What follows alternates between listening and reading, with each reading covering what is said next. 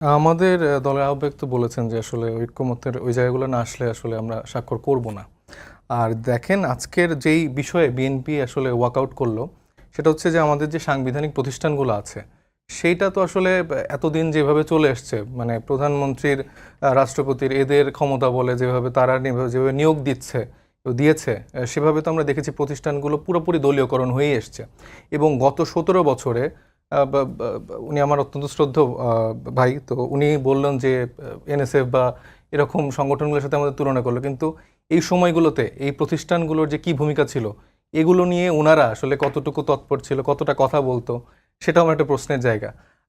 আপনি মানবাধিকার কমিশনের জায়গা দেখেন, দুদক দেখেন, তো এই জায়গাগুলো তো উল্টা আসলে ওই মন্ত্রী এমপিদের দুদক মানে দুর্নীতিগুলো ঢাকতো, মানে এইভাবে এই টুলগুলো ব্যবহার হতো। পিএসসির মতো এত গুরুত্বপূর্ণ প্রতিষ্ঠানে আমরা দেখলাম আজকে বিএনপিরই একজন লোক, মানে উনি বিএনপিতে আছেন, তো সেই জায়গায় উনি বললেন যে উনি এখন ওই নিয়োগের ভিতরে সেও একজন পরীক্ষা নিচ্ছেন, পরীক্ষক। তো এইভাবে যে দলীয়করণগুলো এখনই করা হচ্ছে, এবং বিএনপি তো এই জায়গাটা মানবে না, কারণ তারা মোটামুটি ধরেই নিয়েছে আসলে তারা ইলেকশনে জিতে যাচ্ছে, এবং তাদের এই প্রতিষ্ঠানগুলো ওই আগের মতো করেই চাই।